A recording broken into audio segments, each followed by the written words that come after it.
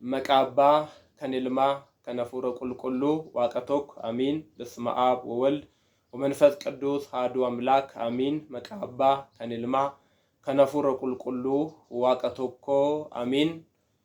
Hundumaa duratti teessoo Suraafeelii fi Kirubeeliin baatamurra taa'ee kan galateeffamu duudhaan alatti jiraataa muudamuudhaan alatti mootii bara baraa kan ta'e Waaqayyo gooftaa keenya galatoo fi qobaan guddaan maqaa isaatiif haa ta'u. Waaqayyo kan jaalattan Waaqayyoonis kan isin jaalatu maatii Waaqayyo ijoollee kennaa dubree qulqulleetti Maariyaamii kan taatan jaalleewwan qulqullootaa bakkaa fi lafa jirtanitti nageenyi kan gooftaa fi kan fayyisaa keenya kan Yesuus Kiristoos isiniif haa baay'atu. Sa'a kanaan kan nuge guyyaa har'aa kanaa akka geenyu kan nu taasise umurii fayyaa wajjiniin kan nu laate dubbii isaa akka dhageenyuuf immoo kan nu kakaase Waaqayyo gooftaa keenya inni jireenya keenya kan nu ta'e fayyina keenya kan nu ta'e qoricha keenya biddeena keenya bishaan jireenya keenya ifa keenya tiksee keenya ilaaltuun lubbuu keenya Waaqayyo gooftaa keenyaaf irra deebiin galanni maqaa isaatiif haa ta'u. Waaqa deessee haadha waaqaa kan jedhamte ifa deessee haadha ifaa kan jedhamte nagaa deessee haadha nageenyaa kan jedhamte qoricha deessee haadha qorichaa kan jedhamte biddeena jireenyaa bishaan jireenyaa deessee haadha biddeenaa haadha ifaa kan jedhamte dubree qulqulleettiin Maariyaam kabajni fi ulfinni guddaan isheedhaaf haa ta'u. Qulqulloota isaa ergamoota isaa hundumaa gita Waaqayyo isaan kabajeen bara baraaf kabajni ulfinni isaaniif haa ta'u. Akka fedhaa fi eeyyama Waaqayyootti dubbii sagalee Waaqayyoo isaa kanatti ni dhaggeeffanna. Waaqayyoon nutti dubbata nuti immoo waaqa ni dhageenya. Egaa Waaqayyo gooftaan keenya nu gidduutti argamee nu barsiisuun nu gorsuun fedhaa fi eeyyama isaa nuuf haa ta'u. Guyyaan har'aa kun akkuma beekamu soomni gooftaa fi fayyisaa keenya Yesuus Kiristoos seenee torbee isa ja'affaarra geenyeerra. Torbeen ja'affaan kun Gabriheer jedhama. Gabriheer jechuun tajaajila amanamaa jechuudha. Kanaaf macaafa qulqulluu ka'umsa godhannee waa'ee guyyaa har'aa kana seenaa keenyatti jijjiirree ni baranna. Waaqayyo nu gidduutti argamee nu barsiifachuun fedhaa fi eeyyama isaa nuuf haa ta'u. Daqiiqaa muraasaaf kan ittiin Waaqayyo dhaggeeffannu mata dureen barnoota keenyaa wangeela gooftaa keenya Yesuus Kiristoos kan qulqullichi Maatiyos barreesse boqonnaa 25 lakkoofsa 21 irra kan jiru ta'a. Sagalichis gara gammachuu gooftaa keetti galii jedha. Gara gammachuu gooftaa keetti galii. Sagalee kana kan dubbate goofticha, sagalichi kan dubbatame hojjettoota gooftichaati fi yeroon sagaleen kun dubbatame gooftichi yeroo dheeraadhaan booda hojjettoota isaa walitti qabee imaanaa itti kenne sana yeroo gaafatettidha. Maaliif hin dubbatame kan jedhuuf tajaajila amanamaadhaaf wanti guddaan wanti kabajni qabeessi ulfinni qabeessi akka isaaf malu agarsiisuudhaaf kaayyoon barnoota keenya jireenya bara baraa argachuudhaaf yookiin kara gammachuu gooftaa keenyaatti galuudhaaf maal gochuu akka qabnu agarsiisuudha ta'a. Wangeela Maatiyos boqonnaa 25 lakkoofsa 14 hanga 30 gidduutti waa'een tajaajilaa amanamaa fi waa'een tajaajilaa hin amanamne yookiin waa'een tajaajilaa cimaa fi waa'een tajaajilaa dadhabaa barreeffamee ni arganna. Gooftichi daandii fagoo adeemu tokko hojjettoota isaa walitti qabee isa tokkoof diinaara tokko isa tokkoof diinaara 2 isa tokkoof diinaara 5 kenneefi jedhe. Egaa aasaa biyya keenyaatiin isa tokkoof qarshii 1,000 isa tokkoof qarshii 2,000 isa tokkoof immoo qarshii 5,000 kenneefi jedha. Inni 5 fudhate suni akkuma fudhateen hin teenye kallattumaan hojiitti galee dadhabee bu'aa ba'ii guddaa keessa darbee kan biroo 5 buufatee abbaa 10 ta'e. Inni abbaa lamaa sunis akkuma 5 sana hojjetee dadhabee 2 kan biroo buufatee abbaa 4 ta'e. Inni tokko fudhatee sun garuu nan saamamaa yookiin nan kisaaraa na jalaa bada jedhee sodaatee isa fudhate sana ni awwaalee jedha. Lafa qotee ni awwaale. yeroo dheeraadhaan booda gooftichi daandii fagoo adeeme sun deebi'ee imaanaa isaanitti kenne kana gaafa isaan gaafatu inni 5 fudhate sun gooftichatti dhiyaatee yaa gooftaa ati kan naaf laattee ture 5 ture garuu immoo kan biroo 5 itti buusee itti dadhabeetti hojjedhe kunoo 5 kan biraa buuseera jedhee gooftichatti kenne. Gaafa kana gooftichi ati hojjetaa cimaa amanamaan nana waan xiqqoo irratti ejaa amanamteef waan guddaa irratti si muuda jedheen. Abbaan lamaa sunis dhiyaatee yaa gooftaa koo ati 2 naa laattee ture ani immoo akkuma fudhadheen hin teenye dadhabee hojjedhe bu'aa ba'ii guddaa keessa darbee 2 kan biroo buufadhee kunoo abbaa 4 ta'eera jedhee goofticha isaatti kenne. Akkuma abbaa 5 sanaan ati hojjetaa cimaa fi amanamaan nana waan xiqqoo irratti waan amanamteef waan guddaa irratti si muuda kara gammachuu gooftaa keetti galiittiin jedhe. Abbaan tokko garuu dhiyaatee ati nama garaa jabeessa akka taate sin beeka kan hin facaafanne kan hammattu kan hin bittinneessine kan gurrattu ta'uu kee wannan beekuuf gara jabeessa hamaa ta'uu kee wannan beekuuf maallaqni kee kun na jalaa bada jedhee ijaan sodaadheef lafa qoteen awwaale kunoo maallaqa kee narraa fudhadhu jedheen. Gaafa kana gooftichi gaddee ati nama dadhabaan nana ati osoon isan sii kenne kana kan biroo hojjechuu kan danda'uuf osoon kenne ani bu'aasaa wajjiniin nan argadha tureeyyuuttiin jedhe. Kanaaf ati dadhabaadha jedheen. Warra achi jiraniinis kunoo hojjetaa dadhabaa kana fuudhaa irra isa itti kenname sana isa warkaa qabu sana irraa fuudhati isa abbaa 10 sanitti kennaadha. Isa 5 buufatee 10 taasifateetti kennaa.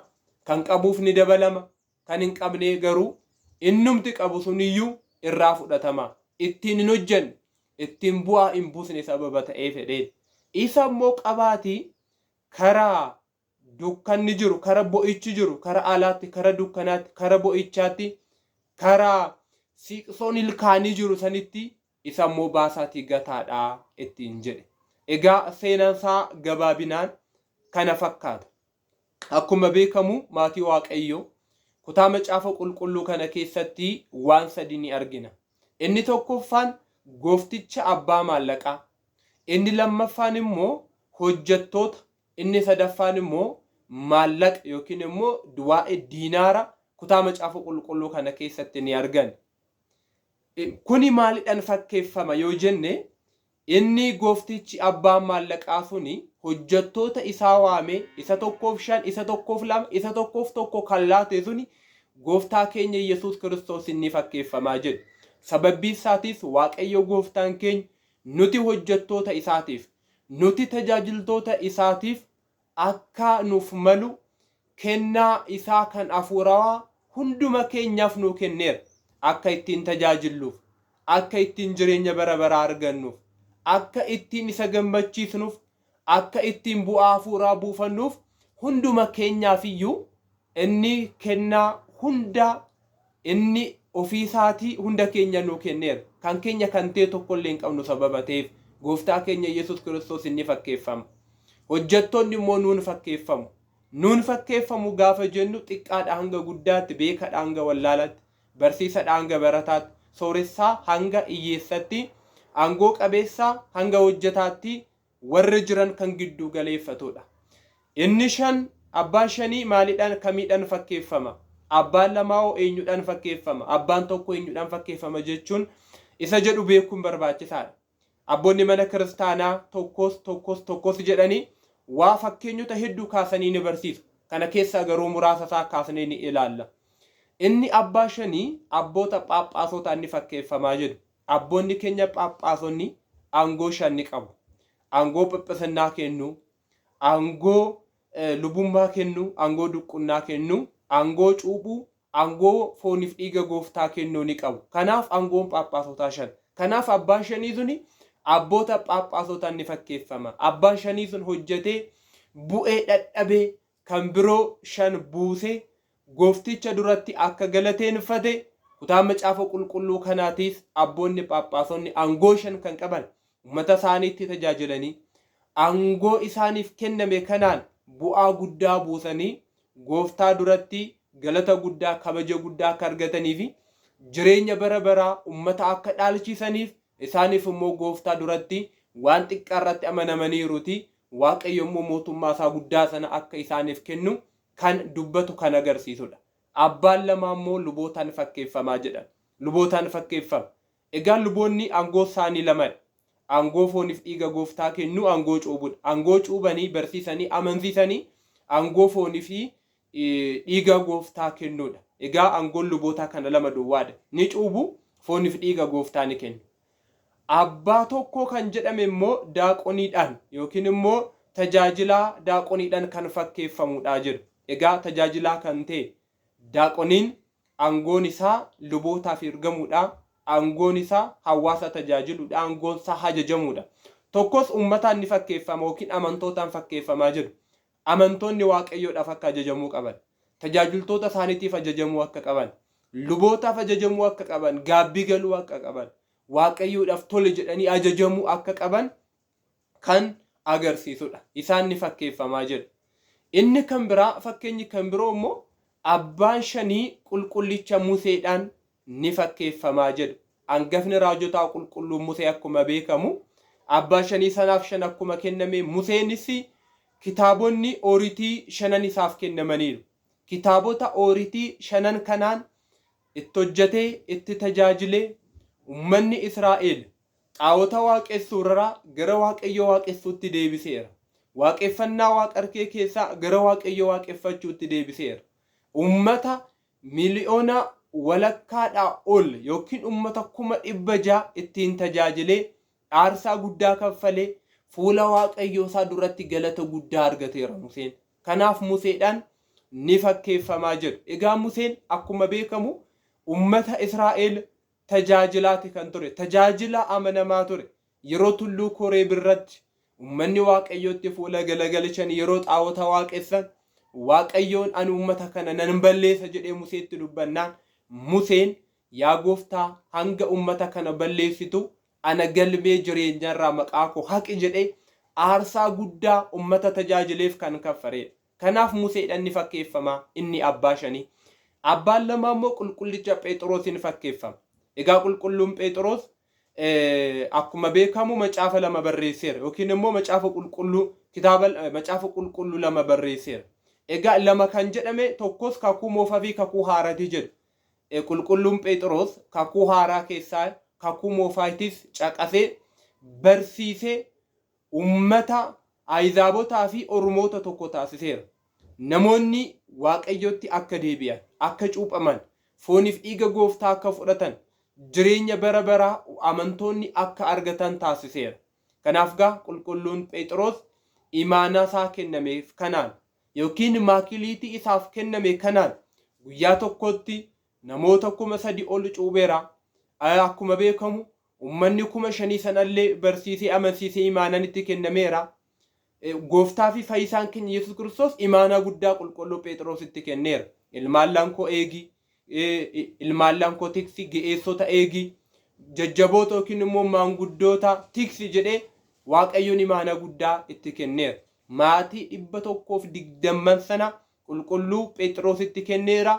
Phexros kana hundumaa amanamummaadhaan eegeera. Maakiliitii isaaf kenname sanaan tajaajileera. Kanaaf abbaan lamaa sun qulqullicha Phexros inni fakkeeffamaa. Abbaan tokko immoo Yihuudaadhaan fakkeeffamaa. Egaa tokko kan jedhame Yihuudaadhaaf akkuma warra kaanii aangoon isaaf kennamee ture. Yihuudaan garuu aangoo isaaf kenname sanaan innumaa tajaajilee bu'aa buusuu miti. Innumaa gooftaa isaa gurguree badii dhiifataman qabne yookiin immoo cubbuu guddaa hojjete Yihudaan addunyaa kanarraa du'aan darbeera. Karaa haaraatti darbatame jechuun isaa immoo bara kakuu haaraa keessatti yeroo jalqabaatiif si'oolii kan gale Yihuudaadhaa jedhu abboonni. Kanaaf gaa waaqa isaa gurguree cubburra caalu Yihudaan hojjeteera.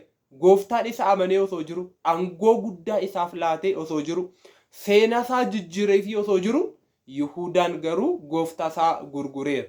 Kanaaf tajaajilaa dadhabaa kan jedhame Yihudaadha.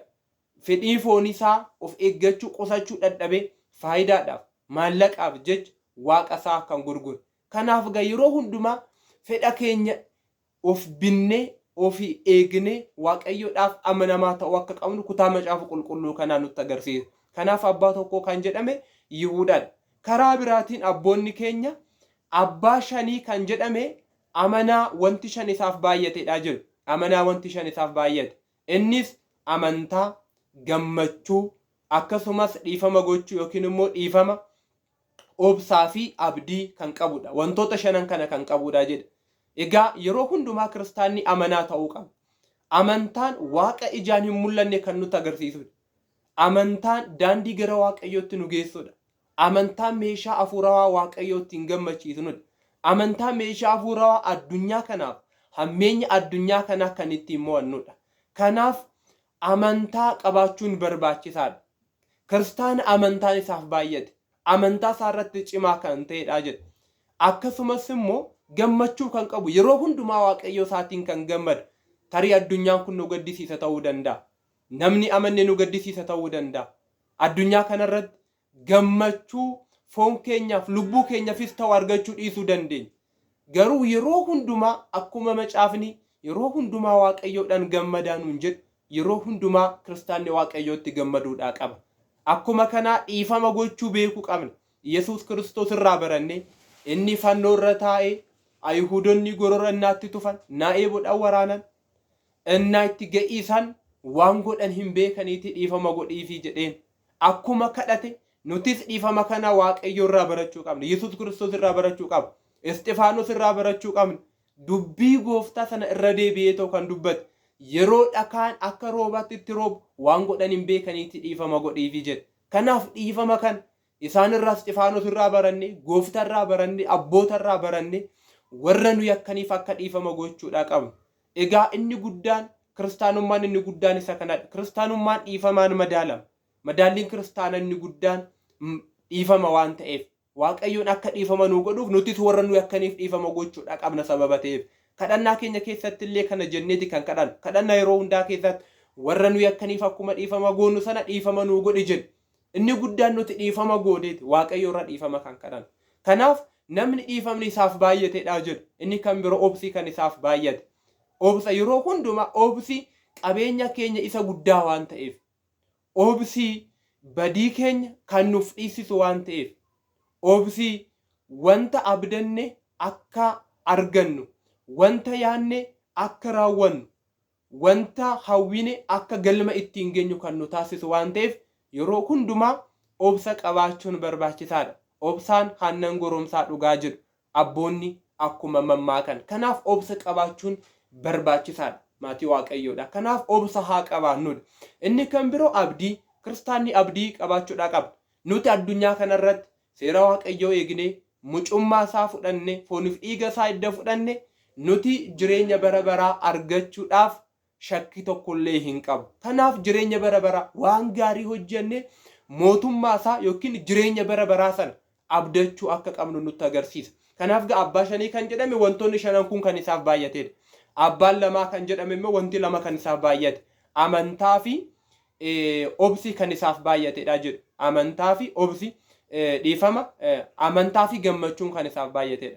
Amantaa fi gammachuun kan amantaa qabu kan amantaa isaatti immoo gammadu. Abbaa tokko kan jedhame immoo amantii kan qabudha jedhanii yookiin immoo amantaan qofti kan isaaf baay'atedha jedhanii abboonni keenya ni barsiisu. Tokkos immoo inni kan biroo wanta shan kan raawwatedha jedhu. Abbaa shanii kan jedhame wanta shan kan raawwate yookiin immoo wantoonni shanan kunis egaa kan cuuphame, kan cuubbuu isaa amane, akkasumas immoo kan ragaa ba'e, dabalee immoo jireenya qofummaa yookiin immoo waaqayyoodhaaf jedhee addunyaa kana kan tuffate. Abbaa isaa, haadha isaa, maatii isaa, jireenya isaa osoo hin hafin kan gane, kan of ganedha jedhu. Abbaa shanii kan jedhame isa kanadha. Kan cuubame yoo cuubamne mucummaa Sillaasee argan, kan gaabbii galu, kan cuubbuu isaatti amane gara waaqayyootti deebi'u. Yeroo hundumaa waa'ee dhugaadhaaf dhugaa kan ba'u, dhugaa irratti dhugaadhaaf kan du'u, dhugaan ilma waaqayyooti jedhee yeroo hundumaa kan dhugaadhaaf kabaja kennu, kan ulfina kennudha jedhu. Yeroo hundumaa jireenya qofummaa kan filate. Waaqayyoo isaa irratti filannoo tokkollee kan hin galchine. Kanaaf egaa waaqayyoo irratti nuti kiristaanni waaqa isaa irratti filannoo tokkollee hin qabu kiristaanota. Nuti waaqayyoodhaan mormii tokko hin qabnu. Waaqayyoodhaan kiristaanni waaqayyo irratti filannoo addaa tokkollee hin qabaatu. filannoon keenya hundaa waaqayyoodha waan ta'eef kun hundi isaatiiyyuu waaqayyo idda arganne booda argachuu kan qabnudha. Jalqabatti garuu waaqa argachuu qabna. Fakkeenyaaf daa'imti akkuma dhalatteen jalqaba kan ishiidhaaf kennamu mucummaadha yookiin immoo mucummaa Sillaaseeti. Kanaaf kiristaanni yeroo hundumaa mucummaa waaqayyoo qabaachuudha qaba. Kana keessaa kan ilaalludha. Abbaa lamaa kan jedhame immoo kan cuubamee fi cuubbusaa kan amane. Egaa kiristaanni yeroo hundumaa cuubame kan cuubbusaa amane ta'uu qaba. Abbaa tokko kan jedhame immoo kan cuubame jedhanii haala kanaan abboonni ni barsiisu. Tokkicha itti dabaluudhaaf fakkeenya baay'ee kaasuun ni danda'ama. Abbaa shanii kan jedhame gonka abbaa qabeenyaa kan ta'edha jedhu. Gonka abbaa qabeenyaa kan ta'edha. Abbaa lamaa kan jedhame immoo abbaa qabeenyaa giddu galeessa kan ta'edha. Abbaa tokko kan jedhame immoo gonka hiyyeessa kan ta'edha jedhu. Abbaan lamaa sun kan qaburraa fudhatame. Sababbii isaatis ittiin hin hojjenne waan ta'eef abbaan tokko sun. Kanaaf nuti qabeenya keenyatti hin fayyadamne yoo ta'e kan qabnuun haalaan aarsaa kan hin kaffallee kennaa kan hin kennine yoo ta'e tokko kurnoo kan hin laanne yoo ta'e qabeenya keenyan isa rakkate kan hin gargaarre mana kiristaanaa kan ittiin hin ijaarre hojii hafuurawaa kan ittiin hin hojjenne yoo ta'e gita fe'ee qabeenya qabnu yoo hin qabna jechuu hin dandeenyu. Kanaaf waaqayyo hojjennee akka jijjiiramnuuf waaqayyo hiyyeessa ta'uu keenya hin barbaadu. Yeroo hundumaa akka qabaannu ni barbaada. Qabaachuun matuma isaatiin cubbuu sababa hin taaneef jechuudha. Garuu qabeenya qabnuun hojjechuun, qabeenya qabnuun isa hin qabne gargaaruun, qabeenya qabnuun waan gaarii hojjechuun tokko tokko qabeenya isaatiin kanfalee maallaqa isaa kennee kan cubbuu hojjetu jira.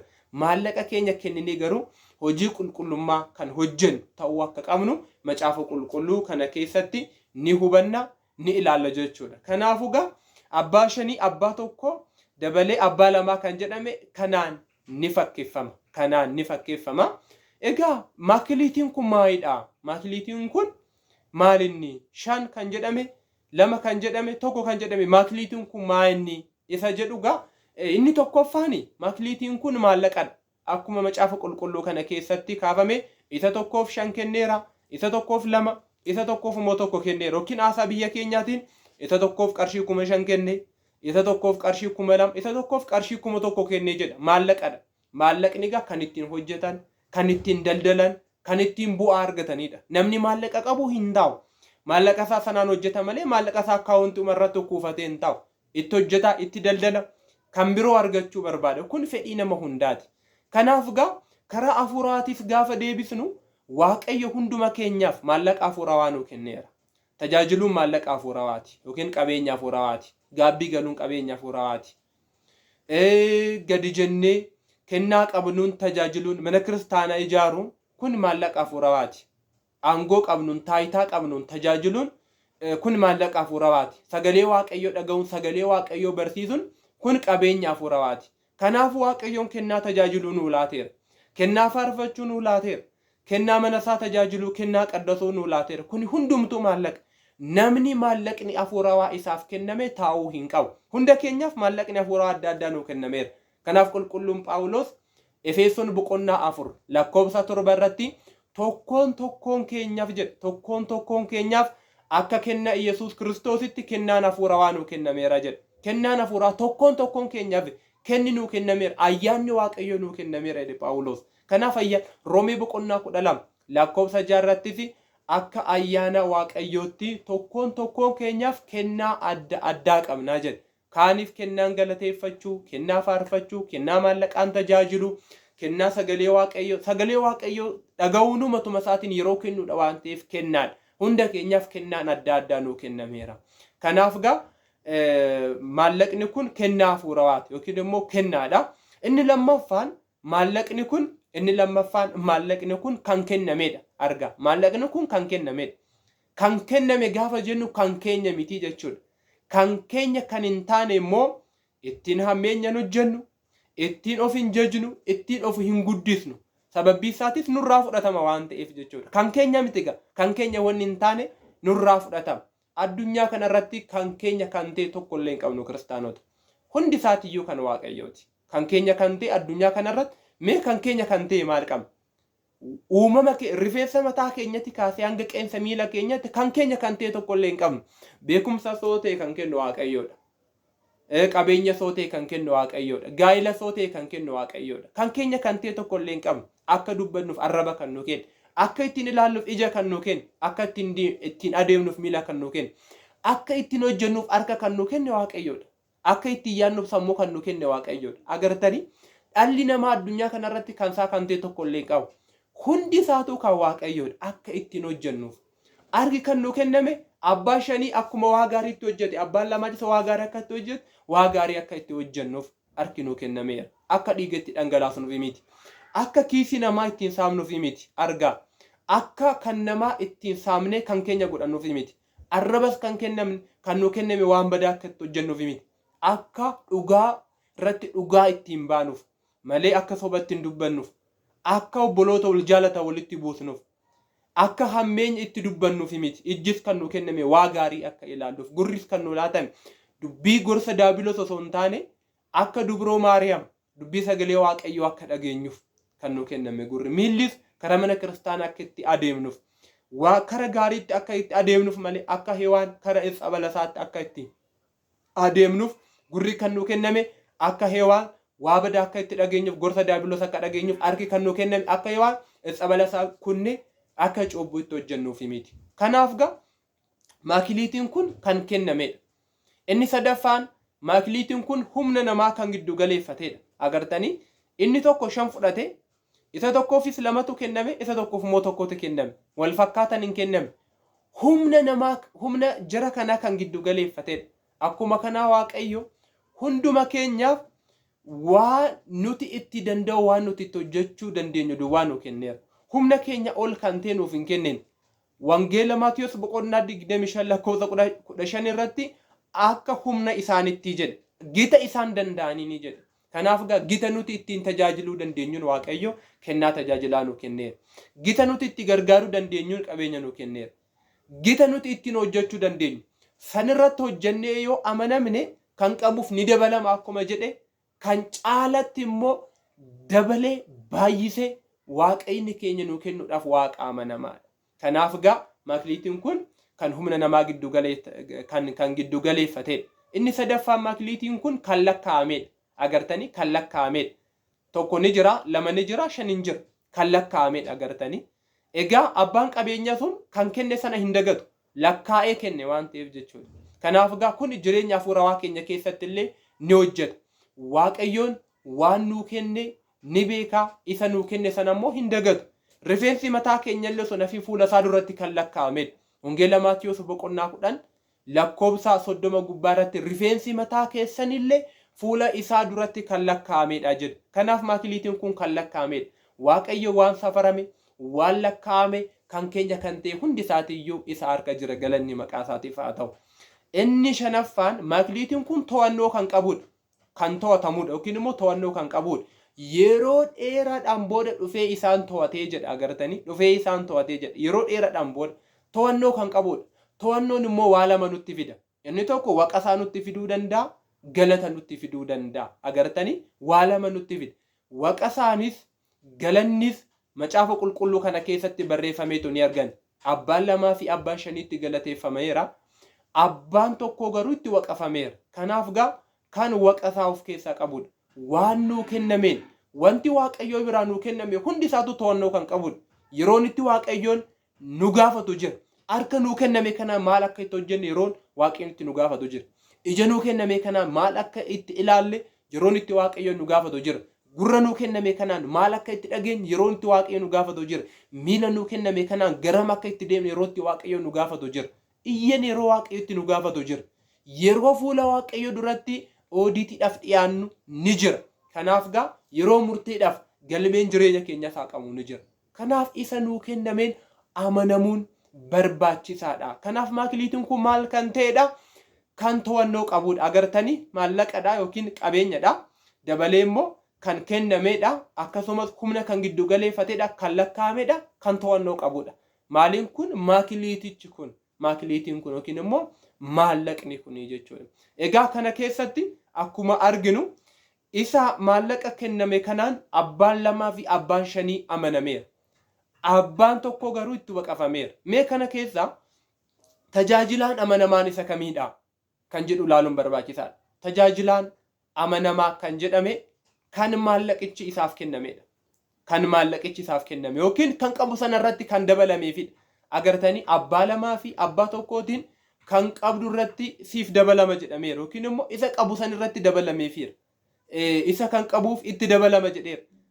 Kennameefi isa kenname sanaan hojjeteera waan ta'eef jechuudha. Hunduma keenyaaf akkan jalqaba isinii kaasee kenni hafuurawaa hunda keenyaaf nuu kennameera. Isa nuu kennameen immoo tajaajiluun, isa nuu kennameen hojjechuun barbaachisaadha. Akkuma jalqaba isinii kaasee Kiristoos Yesuusiin hunduma keenyaaf ayyaanni isaa nuu kennameera. Waaqayyoodhaan ayyaanni nuu kennameera. Kanaaf gaa tajaajilaan amanamaan kun imaanaan kan itti kennamedha. Har'a Waaqayyo hunda keenyaaf imaana nuu kenneera. Imaana nuu kenname kanaan maal hojjechaatoo jirra? Imaana nuu kenname kanaan ammam Waaqayyoodhaaf amanamneetoo tajaajilaatoo jirra? Gaafii hunda keenya ta'uudhaa qaba. Inni lammaffaan tajaajilaan amanamaan isa kamidha kan jedhuuf gooftichaan kan ragaan isaaf ba'amedha. Gooftichaaf ati tajaajilaan amanamaan nan kan waan xiqqaa irratti amanamteetta waan guddaa irratti hin simuudha. Gara gammachuu gooftaa keetti galii jedheen. Har'a osoo gooftaan dhufee nuti tajaajiltoota amanamtootadha moo tajaajilaa hin amanamnedha. Tajaajilaa jabeessa, tajaajilaa cimaadha moo tajaajilaa dadhabaadha. Tajaajilaa akkamiiti? Kanaaf gaa kan gooftaadhaan ragaa ba'ameef ta'uudhaa qabna. Nuti amma waa'ee keenya ragaa ba'uu hin dandeenyu. Maal jedhee macaafni iyyuu? Macaafa fakkeenyaa boqonnaa 27 lakkoofsa 2 irratti namni si ajaju malee ati ofii kee of hin jajinii jedhe. Tarii ani waan kana hojjedheera, ani waan kana taasiseera jennee waa'ee keenya baanee miidiyaa irratti dubbachuu dandeenya. Waa'ee keenya namatti himuu dandeenya. Yeroo baay'ee garuu dubbiin nuti waa'ee keenya dubbannuu fi hojiin keenya waliin fudhatu. Kun immoo rakkisaadha kiristaanota. Wanni nuti hojjennu, wanni nuti taasisnu, wanni nuti raawwannuu fi hojiin keenya waliin gitu yoo ta'e namootattis gaafii ta'a. Mee namoota tokko tokko ilaala. Ani waan kana hojjedheera, waan kana taasiseera jedhu. Hojii isaan hojjetanii fi dubbii isaan dubbatan gaafa ilaaltan garuu waliin gitu. Waliin gitu. Kanaaf gaa kan gooftaadhaan ragaa nuu baamu ta'uu qaba. Amma nuti warra hojjennuudha malee waa'ee keenya warra ragaa baanu miti. Ani kana hojjedheera jennee warra waa'ee keenya dubbannu miti. Waa'ee keenya kan biroo ragaa nuuf haa ba'u. Nuti garuu isa nuu kenname sanaan hojjechuudha. Abbaa lamaa fi abbaa shanii sana agartanii maal jedhanii isaan hojjetanii bu'aatti buufataniiru garuu kan ragaa ba'eef gooftichaadha. Abbaan tokko garuu waa'ee isaa dubbachuudha eegale. Ani awwaalee wal kaa'e jedheen. Ani awwaalee ati hamaa akka taate nan beeka. Kan hin facaafanne akka haammattu, kan hin bittinneessine akka gurrattu nan beeka jedhe. Kanaaf amma waa'ee keenya dubbachuu miti. Waa'ee keenya cufnee isa kaan gadi qaqqabu miti. Har'a addunyaa kana keessatti kan baay'ate isa kanaadha. Ofii keenya guddisnee waa'ee keenya dubban. Waa'ee namaa garuu yeroo gaditti xiqqeessinetti waan sanirra geenyeerra. Barreessitoota wangeelaatiyyuu argaa. Maatiyoos macaafa isaa keessatti waa'ee isaan barreessine. Maarqosis akkuma sanaati. Yohaannis Luqaas akkuma sanaati. Phaawulosis akkuma sanaati. Waa'ee isaanii hin dubbanne. Amma namni waa'ee isaa hojjechuu qaba malee waa'ee isaa dubbachuudhaan qabu jireenya keenya keessatti. Kanaaf warra hojjennu osoo hin taane warra waa'ee keenya dubbannu taanee hafne. Waaqayyo nuuf haa dhiisu. Kanaaf hojjettoota amanamtoota akka taanu Waaqayyo nu haa gargaaru. Kanaaf hojjetaan amanamaan kan gooftaan ragaa isaaf beeda. Inni sadaffaan hojjetaan amanamaan isa kamidha kan jedhuuf laphee qajeelaa kan qabudha. Laphee qajeelaa kan qabu. Agartanii abbaan tokko sun maali jedhe? Ati hamaa akka taate nan beekaa jedhe. Agartanii amma yeroo hundumaa namni badaa ta'uu danda'a, yaraa ta'uu danda'a. Garuu badii fi yara nama sanaa sana dubbachuu osoo hin taane gita nuu kennameen, gita nuu safarameen hojjechuudha malee gaheen keenya hirrina namaa, badii namaa, cimina namaa dubbachuun kan keenya miti kiristaanota, kan keenya miti. Abbaa shanii agartanii gooftaan sun hamaas haa ta'u gaariis haa ta'u isaan hojii isaanii irratti xiyyeeffatan malee amala nama sanaa irratti hin xiyyeeffanne. Inni abbaa tokko sun garuu amala nama sanaa irratti xiyyeeffate. Amala nama sanaa irratti xiyyeeffate. Har'a amala namaa irratti xiyyeeffate. Bara keenya keessatti warreebaa kan jiraannu miidiyaadhaan maali? Kanaaf miti. Kanaaf gaa yeroo hundumaa amala irratti xiyyeeffachuu osoo hin taane kan keenya hojii irratti xiyyeeffachuudha. Hojii nuu kenname irratti akka xiyyeeffannu Waaqayyo gooftaan keenya hunduma keenya nu haa gargaaru. Inni macaafni qulqulluu keessatti illee akkana jedha. Qajeelummaa qabaachuudha akka qabnu. Tokkoffaa Ximootiyoos boqonnaa 1 lakkoofsa 19 irratti qajeelummaa fi amantaa gaarii qabaadhaa jedha. Qajeelummaa yookiin laphee gaarii fi amantaa cimaa qabaadhaan jedha. Laphee gaarii qabaachuu qabna. Laphee waan gaarii dubbatu, laphee waan gaarii hojjetu akka qabaannu Waaqayyo gooftaan hunda keenya nu haa gargaaru. lammaffaa Phexros boqonnaa 3 lakkoobsa 16 irrattis qajeelummaa keessanii fi waaqayyo sodaachuu keessaniin daandii keessan bareeffadhaadha jedha. Qajeelummaa keenyan daandii keenya bareeffachuu dandeenya. Hojii keenya bareeffachuu dandeenya. Fuuldura keenya bareeffachuu dandeenya. Qajeelummaa keenyaa fi waaqayyo sodaachuu keenyan agartanii qajeelummaa fi waaqayyo sodaachuun waan guddaa har'a kan nu hanqatu qajeelummaa fi waaqayyo sodaachuun. Dhaloonni koo waaqayyo sodaachaa hin jiru. Dhaloonni qajeelummaa dhabeera. Kanaaf waaqa akka sodaan qajeelummaa akka qabaannu inni hunduma keenya nu haa gargaaru. Inni kan biroo tajaajilaan amanamaan waan xiqqaarratti kan amanamedha. Wangeeluma Maatiyos boqonnaa 25 lakkoobsa 21 irratti ati waan xiqqaarratti kan amanamte boru waan guddaa irratti simuudha jedheen. Waan guddaa irratti simuudha kara gammachuu gooftaa keetti galee jedheen. Waan xiqqaarratti kan amaname. Shantu isaaf kenname shan sanarratti amanameera. Kanaaf 10tu isaaf mala. Lamarratti amanameera. Kan bira 4 taasiseera. Kanaaf itti dabalamuufi qaba. Waan xiqqaarratti amanameera waan ta'eef galateeffamuu qaba. Kanaaf kara gammachuu gooftaa keetti galii jedhameera. Inni kan biroo tajaajilaan amanamaan ummata tajaajilu sanaaf kan amanamudha. Hawaasa tajaajiluuf kan amanamudha. Yookiin immoo kan mararamudha. Tajaajilaan amanamaan hawaasa tajaajilu sanaaf kan amanamu. Hawaasa tajaajilu sanaaf kan mararamu. Inni akkasii sun tajaajila amanamaadha. Agartanii Museen ummata miili'eena walakkaa ol kan gaggeessaa ture ammam ummata sanaaf akka mararamaa ture. Yeroo Waaqayyoon tulluu Koreeb irratti ummata dheekkamsaan rukute sana Museen maal jedhe? Yaa Waaqayyo ana ummata kana hamma balleessitu ana galmee jireenyarraa naaqii jedhe. Ammam ummata tajaajilaniif akka mararaman. Ammam ummataaf aarsaa ta'anii ta'u akka dhiyaatan. Ammam ummataaf dungoo ta'anii akka ifan. Tajaajiltoonni amanamtoonni akka sanaan Waaqayyo irra baratanii Waaqayyo gooftaan hunda keenyaaf nuun hoolota isaatiif tikseen amanamaa sun ofii isaa aarsaa ta'ee kan dhiyaatu. Ofii isaatiin qalamee nuti akka isa nyaannu kan nu taasise. Ofii isaatii gurguramee nuti gatii dhiigatiin kan nu bitate. Ofii isaatii arrafamee nuun kan nu kabaje. Ofii isaatii jibbamee ulfina kan nu laate. Agartanii tiksee akka sanaati. Tikseen bara kanaatiif hoolotaaf kan mararamu ta'uu qaba. Hoolotaaf kan yaadu ta'uu qaba. Kan hoolota gurguru osoo hin taane hoolotaaf kan gurguramu. Gooftarraa barannee raga. Inni hoolotaan gurguran hoolotaaf gurgurame malee. Inni hoolota hin qalanne hoolotaaf qalame malee. Inni hoolotaan hin tajaajilamne hoolota tajaajile malee. Agartanii inni hoolota isaa hin hiine hoolotaaf hidhame malee. Har'a tajaajilaan bara kanaa akkoo hoolotaaf foon isaanii kan nyaatu malee. Hoolotaaf ofii isaa dabarsee akka isa nyaataniif dabarsee kan kennu miti. Beekumsa isaa akka nyaataniif dabarsee kan kennu miti. Hoolota isaa kan gurguratu malee hoolotaaf kan gurguramu miti. Hoolotaan kan arrafamu malee hoolota isaatiif jecha kan arrafamu miti. Tikseen bara kanaa. Kanaaf kun immoo matuma isaatiin dheekkamsa guddaa kan nutti fidu Hisqeel raajii isaatiin dubbateera. Yeroo Waaqayyoon itti galmee waqasaa sana galmee himannaa sana qabatee fuula keenya dura yeroo inni itti dhaabbatu ni dhufa Waaqayyo. Isin hoolota foon isaanii ni nyaattu, gogaa isaanii ni uffattu, ni gurgurattu, garuu hoolotaaf hin mararamtan, hoolotaaf hin yaaddan jedhee garaa Hisqeeliin Waaqayyo har'a hunda keenyatti ni dubbata. Kiristaanota waliif yaaduun barbaachisaadha. Hoolotaaf yaaduun barbaachisaadha. Tajaajiltoonni bara kanaa, luboonni bara kanaa, gaggeessitoonni bara kanaa ummata tajaajiltan sanaaf mararamuun barbaachisaadha. Kanaaf amanamaa akka ta'an Waaqayyo hunda keenya nu haa gargaaru. Ummata akka dungootti baqsuu osoo hin taane qaama tajaajiluuf akka dungootti baquun barbaachisaadha. Waaqayyo nama akkasii nu haa taasisu. Kanaaf kan hoolota isaatiif mararamudha. Tajaajilaan amanamaan. Kanaaf kutaa macaafa qulqulluu kana keessatti tajaajiltoonni tajaajilaan amanamaan fuula isaa duratti waa lamatu isa eeggata. Inni tokkoffaan waan guddaa irratti muudama. Ati waan xiqqaa irratti amanamteetta waan guddaa irratti si muuda jedhee fuula isaa duratti waan guddaatu isa eeggata. Kan qabu irratti hin dabalamaaf tajaajila amanamaadhaaf kan qabu san irratti dabalamaaf isa amanamaa ta'eef. Inni lammaffaan kara gammachuu gooftaa isaatti gala. Tajaajilaan akkamii? Tajaajilaan amanamaan. Tajaajilaan hin amanamne isa akkamiiti kan jedhuuf faallaa tajaajila amanamaati. Agartanii tajaajilaan amanamaan kan isaaf kenname isa kennameef sanaan kan amaname yoo ta'e tajaajilaan amanamaan immoo kan hin amanamne immoo kennameefi isa kennameef sana kan hin amanamne jechuudha.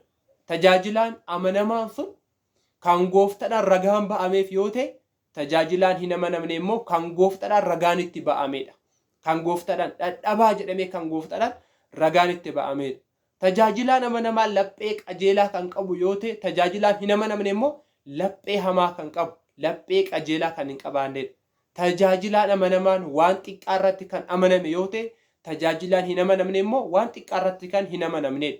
Tajaajilaan amanamaan ummata tajaajiluuf kan mararamu yoo ta'e, tajaajilaan amanamaa hin taane immoo ummata tajaajilu sanaaf kan hin amanamnedha. Kanaaf ummata tajaajiluuf amanamuun barbaachisaadha. Ummataaf akka amanamu Waaqayyo Gooftaan hunda keenya nu haa gargaaru. Kanaaf tajaajilaan amanamaan kan qabu irratti ni dabalamaa fi kara gammachuu Gooftaatti gala. Tajaajilaan hin amanamne kanumti qabu sun iyyuu irraa fudhatama. Maal jedhe Gooftichi? Isa kanarraa fuudhati abbaa kudhanii sanaaf kenna. Isa immoo baasaa kara dukkanni jirutti, kara bo'ichi jirutti, kara ilkaan ciniinnachuun jiru sanitti, kara ilkaan ofii fiiqsuun jiru sanitti, kara alaatti baasati darbaadha jedhe. Waaqayyo nama akkasii nun taasisiin. Inni kan biroo tajaajilaan amanamaan kara gammachuu Gooftaatti hin galu. Tajaajilaan hin amanamne kara gammachuu Gooftaatti hin galu. Kanaaf kara alaatti darbatama, kan qabu sun irraa fudhatama, dabalee immoo kara gammachuu Gooftaatti hin galu. Kara alaatti darbatamaa jechuudha. Kara alaatti darbatama. Egaa mee jireenya keenya keessatti galchinee ilaaluudhaaf nuti kara gammachuu Gooftaa keenyatti galuudhaaf daballee tajaajilaa amanamaa ta'uudhaaf maal gochuudha qabna? Tajaajilaa amanamaa taanee kara gammachuu Gooftaatti galuudhaaf maal gochuutu qabna kan jedhu inni jalqabaaf inni tokkoffaan amantaa cimaa qabaachuu qabna. Amantaa cimaa qabaachuu qabna. Amantaa cimaa. Lammaffaa Qorontos boqonnaa 5:6 nuti yeroo hundumaa amannee amantiidhaan deddeebina malee ilaaluudhaan yookiin arguudhaan miti jedha. Amantaa qabaachuu qabna. Amantaan immoo arguudhaa olidha. Amantaan dhaga'uudhaa olidha. Amantaan qabaachuudhaa olidha. Meeshaan hafuuraa Waaqayyo ittiin gammachiisnu amantaadha. Jireenya bara baraa kan ittiin argannu amantaadha. Addunyaa kana mo'annee addunyaa boruu keessa akka jiraannu kan nu taasisu amantaadha. Kanaaf tajaajila amanamaa taane gara gammachuu Gooftaatti galuudhaaf amantaa qabaachuun barbaachisaadha. Waaqayyootti amanuun barbaachisaadha. Inni lammaffaan jaalalaan deddeebi'uudha. Efesoon boqonnaa 5:2 irratti jaalalaan deddeebi'aadha jedha. Jaalalaan deddeebi'aadha. Warra nu jibban illee, warra nu jaalala jechuun warra nu jaalatan jaalachuu duwwaa miti. Kun immoo onfala deebisuudha. Warra nu jibban illee jaalachuudha. Warra nu dhiiban illee jaalachuudha. Kanaaf jaalalaan deddeebi'uudha. Jireenya keenya keessatti kiristaanotaa jaalalaan deddeebi'uun hundumaa holidha. Kanaaf Gooftaan nu jaalatee, nu kabajee gatii jaalalaa nurra bulcheera. Gatii jaalalaatu nurra jira. Kanaaf nuti immoo akkuma abbaa keenya, akkuma Gooftaa keenya jaalalaan deddeebi'uun barbaachisaadha. Inni sadaffaan immoo obsa qabaachuun barbaachisaadha.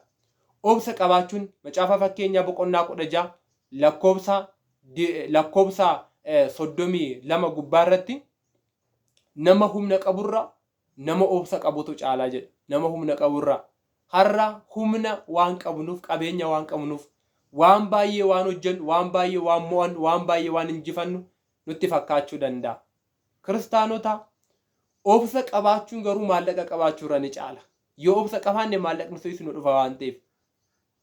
Obsa qabaachuun humna qabaachuurra ni caala. Guyyaa tokko Waaqayyo humna nutti hora waan ta'eef. Kanaaf obsa qabaachuun waa hundumaa qabaachuurra ni caala. Obsa qabaachuun mana qabaachuurra ni caala. Yoo obsa qabaanne jaarranna waan ta'eef. Obsa qabaachuun beekumsa qabaachuurra ni caala. Yoo obsa qabaanne teenyee baranna waan ta'eef. Yoo obsa qabaanne kan beeknuun tajaajilla waan ta'eef. Kanaafidha wangeela Luqaas boqonnaa 21 lakkoofsa 19 gubbaa irratti obsuu keessanii lubbuu keessanii oolfattu jedha. Namni obsee yoo amantaa isaatiin cimee jiraate, namni obsee dubbii sagalee Waaqayyootiin cimee yoo jiraate jireenya bara baraa ni argata. Yoo obsa qabaannedha jireenya bara baraa kan argan. Sanan taane taanaan immoo warri hin obsine baay'een isaanii mana kiristaanaa keessaa ba'aniiru. Waaqayyootti dugdaga isaanii galagalfataniiru. Har'a Waaqayyoodhaan yakkaa jiru. warri obsan qabne kalee tajaajiltoota kan turan kalee faarfattoota kan turan kalee kiristaana cimaa kan turan har'a garuu amantii isaanii keessaa ba'aniiru. Kanaaf yoo obsa qabaanne lubbuu keenya oolfan.